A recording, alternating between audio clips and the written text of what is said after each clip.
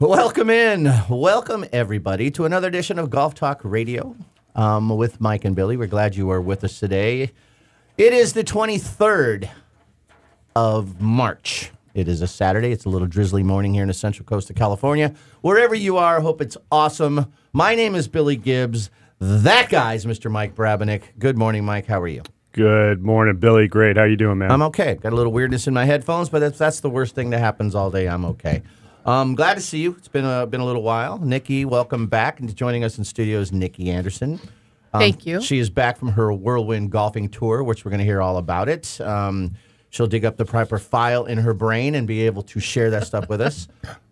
Interesting news, Mike is now a weather person. He's wearing more hats. He has became a weather person, which is a meteorologist, right, Mike? Okay. Yeah, you went to school for that. That's the terminology. Welcome to your new gig. Yes. I hope it's good and you're not under the weather. It's weird. I got a post and I know. This is too much stuff in here, man. So today's show, besides having the amazing Nikki Anderson back with us from her whirlwind golf tour, we're going to have a young man named Owen. I think it's Bousman. Mike says Boozman.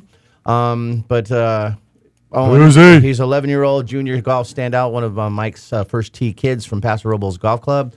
Just all-around good kid, has been invited to come join us in the show. They should be here shortly. We'll have him on the show. Dave Shimandel, owner-operator of Slick Sticks and teaching professional, will be calling in at the top of the hour to discuss his golf instruction business and what's happening in his world. We're also going to do some loose impediments, which is we'll pick a topic and discuss it. We'll joke around and we'll have things to ponder. It's going to be a good show. So welcome in and hello, everyone. What's up, Mike? I'm glad to be here. It's been a long time. Did you say it was hot in here? I'm cold. You hot, Nikki? Is it cold? I'm you want cold. to shut that off? You're the weather person. I need it's hot a in here. Warmer breeze. I need a nice spring breeze. I forecasted a low humidity this morning in the studio.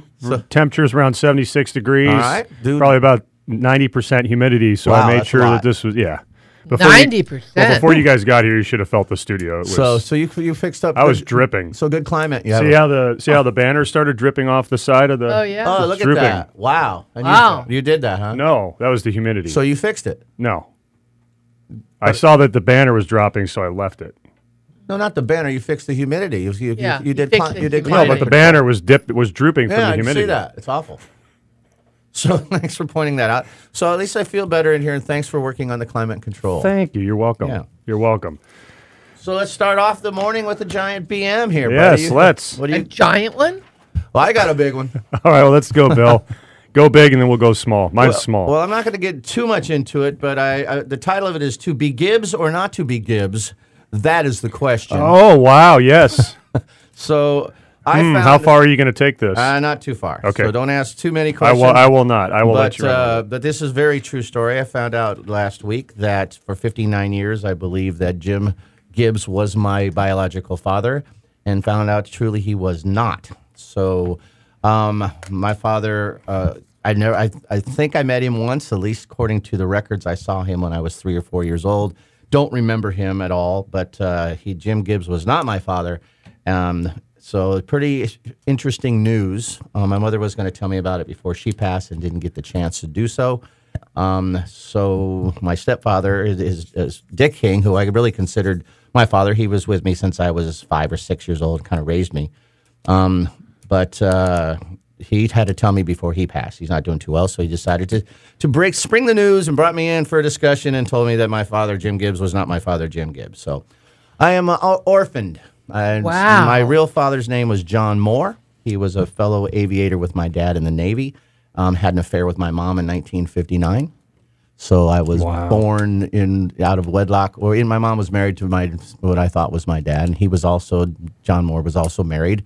So they kept it that back then this was kind of a terrible thing going on there. So they kept it from they didn't want to disgrace the family's name, I guess, and just kind of kept it under the wraps and thought they'd tell me somewhere along the way. But I just found out a week ago. So it's been a kind of a crazy week trying to with Google now. I do have 4 half brothers and sisters. Wow. I have 3 half brothers, 1 half sister.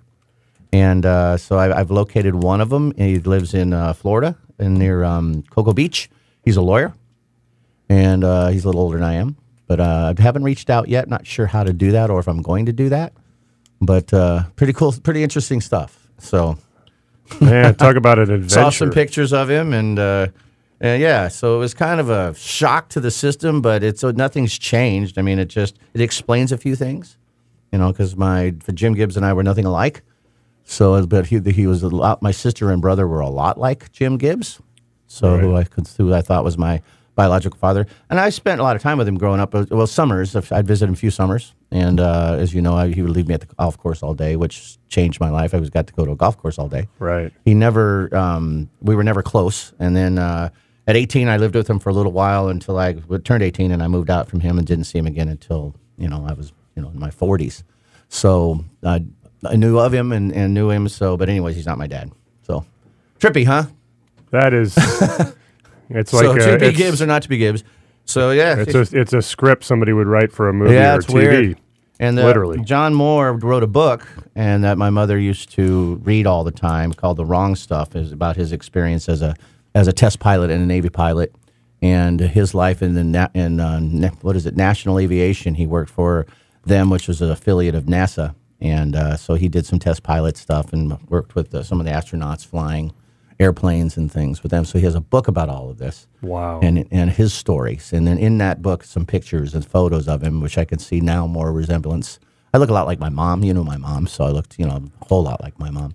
But I got some of him. You can see it in the eyes and the cheekbones. And so it definitely was a Jim Gibbs. And there was some documents that proved that. So it was interesting. It was kind of a blow to the system.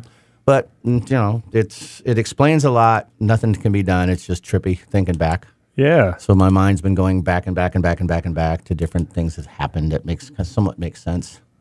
So anyway, big, so nothing to drop there. Just a little quickie. No, wow. Not the big. Well, and when you mentioned it to me, the number one thing that came to your mind that I think was most important is, do you need to change the embroidery on your staff bags? Yeah, that was the first thing that came up to mind. And I just ordered 1,000 business cards, right? Yeah, so now I didn't know what to do with those. So I'm going to wallpaper my wall with those business cards, and I'm going to make a nice blanket out of them and send them.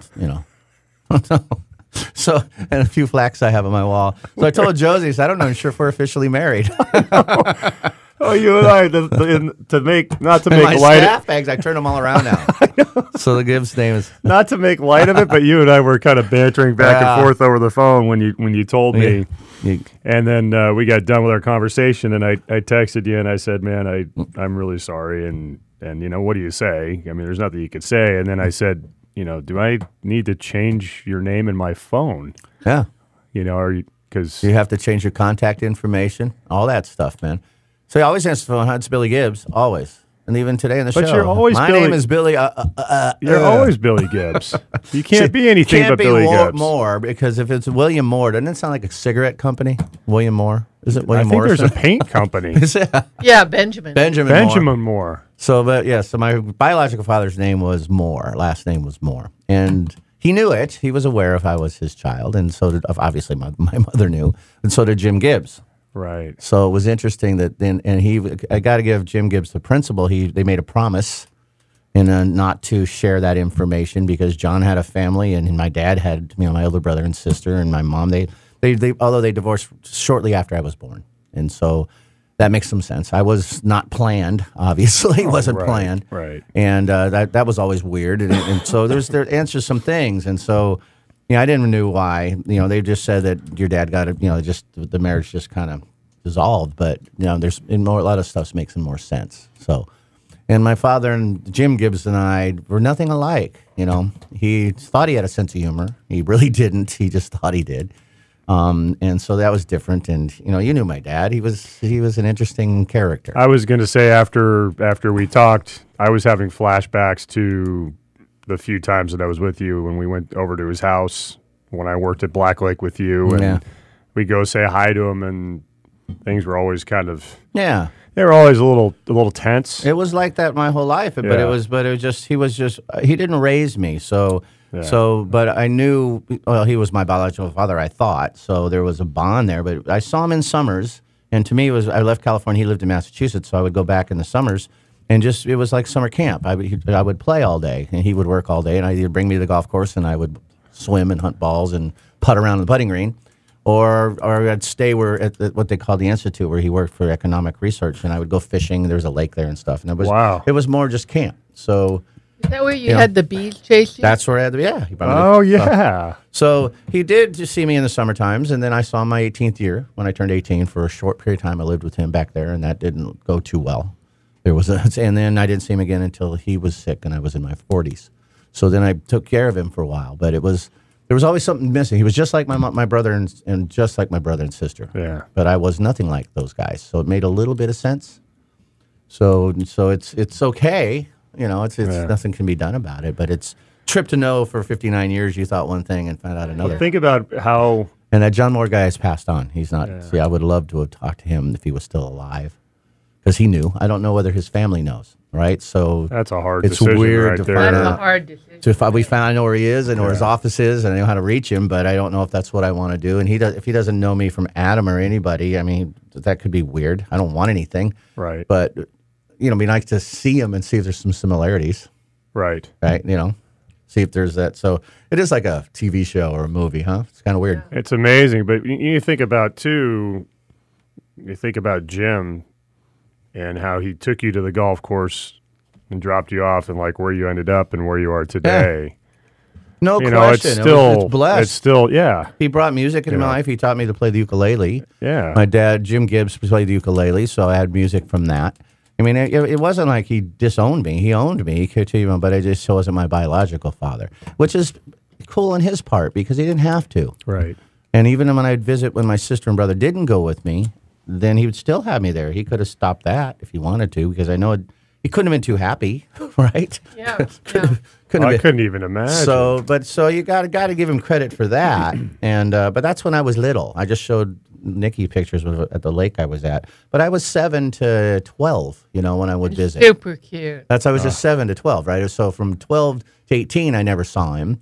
And then from 18 on, I saw him for a brief time, and then not again until the 40s. Until I was 40s, not in the 40s, till I was in my 40s. So there was this big gaps. So a lot of this explains some stuff. It's got to have been a little bit hard for him, too, to look at you and see... This handsome man? Your father in you, Yeah, he could, I don't know what their relationship's like. I know that's where that's where my mother met him through their, they were on the Navy base in Virginia. And so that's how they knew. My dad wasn't around when I was born. He was out at sea. And so it's a trip. It's all been very all right. Been investigating some things, and I'm going to leave it alone. But it's been eye opening and brain opening a lot for the last week that I've known, and going back and looking through pictures and different letters and stuff that I had in files from my parent, my mom, and Jim Gibbs. I was looking through all this stuff, and a lot of it's making a lot of sense now. So yeah. So there you go, man.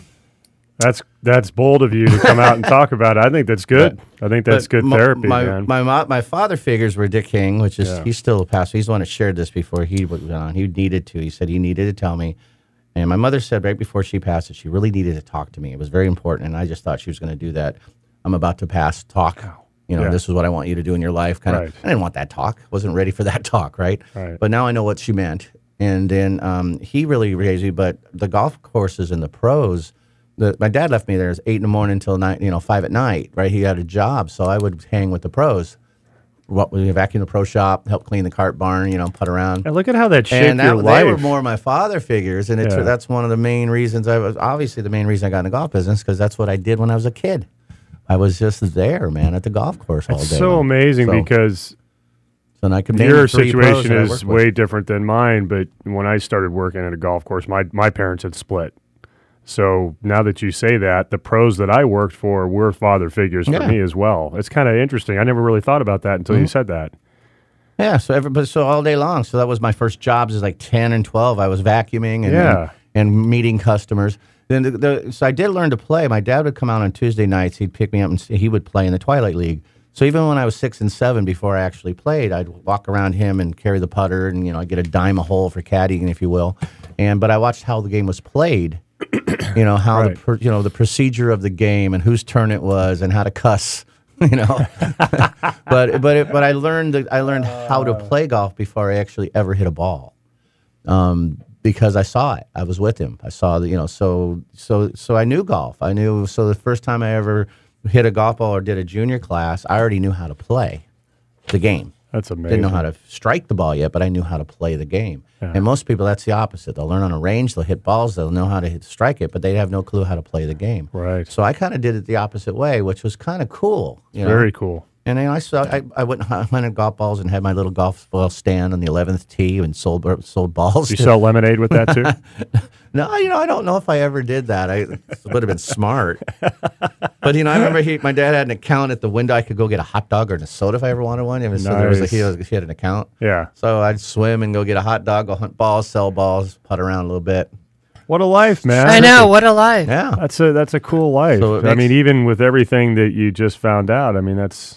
Yeah, I didn't want another way. It would have been weird. I think, of course, I would have liked to know the man. Sure, but that could have been very strange and different if I'd known when I was a kid. How would I have handled it? Oh, yeah. And so I'm thinking, what would I have done? And it could have been disrupted everybody's families. And I don't want to disrupt anybody's family, but I would have liked to have known him. So his wife, John Moore's wife, was killed in 1966 when I was 6 in a car crash. So that's when he used to come visit my mom after that. So that's when I was little, running around, he would visit my mom. And so Dick, my stepdad, before he married my mom, he lived across the street. So he would come see my mom, and this John Moore was there hanging out a couple times. So I was running around the house, and he remembers me running around and meeting him, not as my father, just meeting this guy. Wow. So he came and saw and visited my mom a few times after his wife was killed. So but he lived in Florida and we lived in California at the time. So it was trippy. Wow. It is trippy. That's amazing. Yeah, follow that BM, buddy. Good luck. I'm not going to.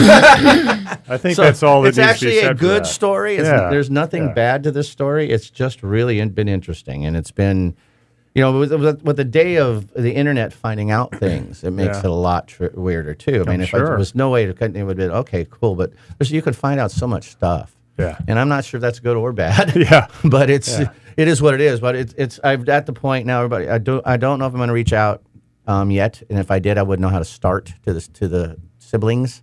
But there's my family, so I don't know. So that's my next consideration. And if I write a letter and we're going to go to Florida in the summertime, and we're going to be really close to Cocoa Beach. Wow. So we might pop in. John Moore, my biological father, was the mayor of Cocoa Beach in 1976 for a short period of time. It's a little bitty town near we're near Cape Canaveral. That is amazing. We're down near Fort Lauderdale or something. But anyways, so I might go, look up Chamber and look up some more information. Yeah. Maybe go to the offices of this guy, just meet him, maybe. But that's where I'm at right now. Oh, that'd be wild. And I'm not going to change I'm going to turn around the staff bags. I'm going to leave Gibbs in the staff bags. I think you should. Yeah. That's who you are. With a hyphen. So I go, do you know how to sew? I've got a good embroiderer. Okay. Well, that's the morning BM. Great job, Billy. And we love you, man. We love Billy Gibbs. So we'll be right back, guys. I'm orphaned. It's Golf Talk Radio with Mike and Billy, brought to you by TaylorMade Golf. Check out the latest M5, M6 drivers, fairway woods, hybrids, and irons at TaylorMadeGolf.com today. We'll be right back. Stay with us.